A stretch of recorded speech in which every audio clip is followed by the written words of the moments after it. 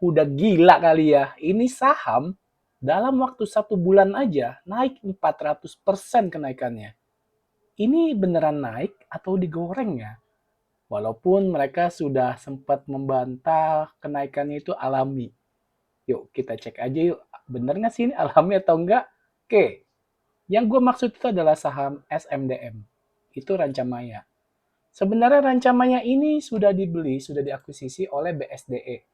Itu tanggal 25 Oktober ya, sekitar Oktober lah, Oktober 2024 tahun lalu. Jadi pengendalinya itu adalah BSDE. Sama-sama kerjanya itu sektornya sektor properti. Jadi BSDE sudah jadi pengendali SMDM sebesar 91,99%. Nah, kita lihat ya, kenaikannya itu 400% ya dalam waktu 1 bulan ya, dari awal Februari, mentok di Maret ya, terus sekarang lagi terkoreksi. Dan ini banyak sekali diminatin para trader yang demen volatile seperti ini ya.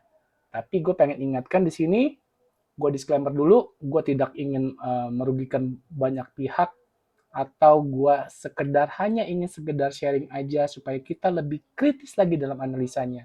Karena ada satu subscriber gua I9581 ini ya komen ya. Bang, bahas SMDM lah sama Elit biar rame. Oke lah, gue bahas SMDM dulu ya, Elit belakangan. Langsung aja ya. Rancamaya dengan kode saham SMDM. Ini gue pakai Stockbit seperti biasa ya. Tinggal klik aja SMDM Surya Mas Duta Makmur Tbk. Lihat di key stats. Kita lihat secara fundamental dulu. Net income, dia sempat minusnya di kuartal 3 tahun lalu, tapi in the end semuanya analyze-nya itu net income-nya dalam 1 tahun kemarin 124 miliar. Berarti ada earning per share-nya 25,94. Ini membaik dari 2023 ya, year on year-nya. Tapi ingat, dia hanya 25,94. Nanti akan kita bahas lebih detail lagi. Dividen terakhir nggak ada, dan yang perlu menjadi warning juga adalah cash flow. Free cash flow-nya minus. Hati-hati ya. Walaupun dia membukukan keuntungan dengan earning per share-nya 25,94, gimana mau bisa bayar dividen kalau nggak ada duitnya? Karena free cash flow-nya aja minus. Artinya, menurut analisa gua, dia benar ada keuntungan, tapi masih dalam bentuk mungkin uang yang belum cicilan mungkin ya. Cicilan ini kan properti ya. Cicilan dari nasabah atau klien yang belum terbayarkan gitu, masih dalam bentuk terhutang gitu, jadi dalam bentuk piutang ya. Jadi secara cash flow-nya aja bisa dibilang nggak bagus lah, terlepas dari itu ya. Harusnya kalau memang perusahaannya sehat, bagus, cash flow-nya akan selalu tetap ada, tidak minus seperti ini. Itu yang pertama ya soal cash flow-nya. Kemudian kita lihat ke analisis, kita lihat history 3 tahun PE band-nya. PE band-nya, karena PE-nya saat ini itu ada di 58,22, PE ratio-nya SMDM, sedangkan mean rata-rata 3 tahun terakhirnya itu ada di 12,13.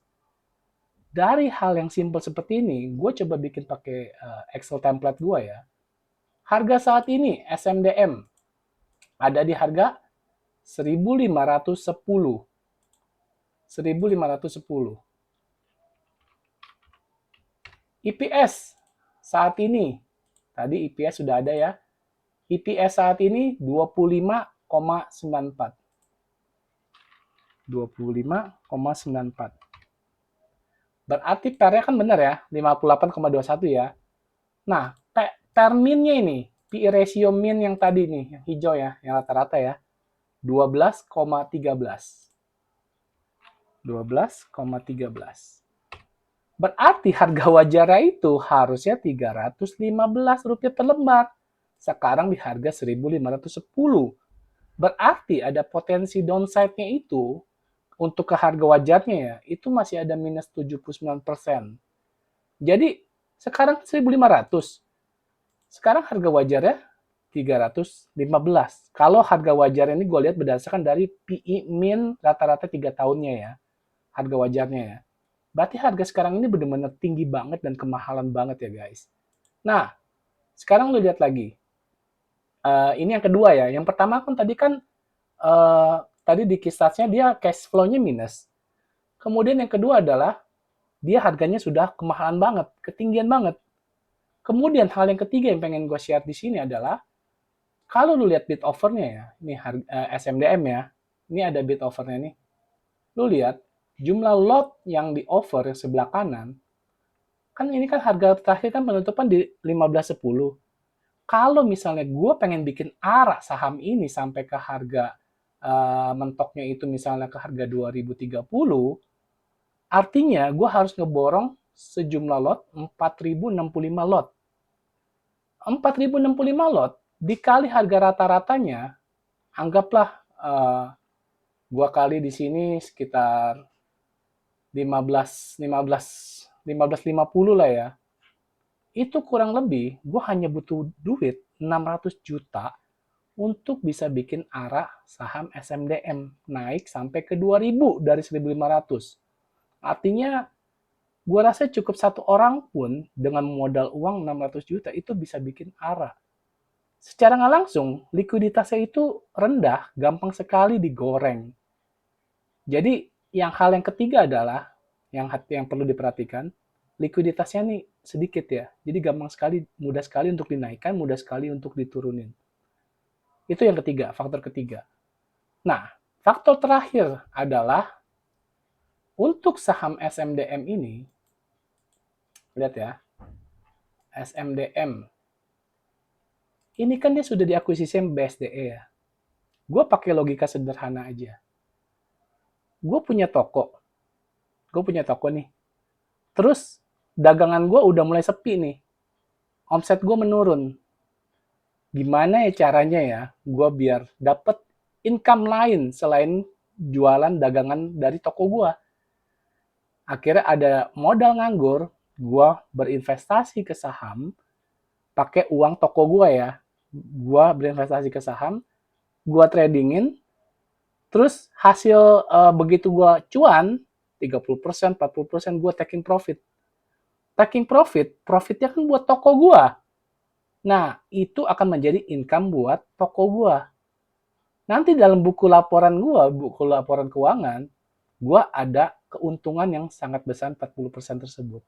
Padahal keuntungan tersebut bukan dari jualan toko gue, tetapi hasil dari investasi gue.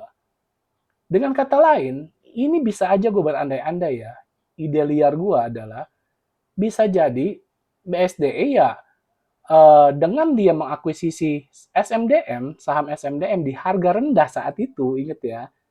Sekarang harga sudah naik 400%, tentunya ini akan membuat bisa dibilang income yang sangat besar buat BSDE jika direalisasikan. Ingat ya, walaupun tidak direalisasikan, asetnya itu pasti naik. Karena nilai investasinya naik setidaknya sudah 400%. Gue bukannya suzon, bukannya menuduh, gue hanya menganalisa kritis. Jadi hati-hati ya guys.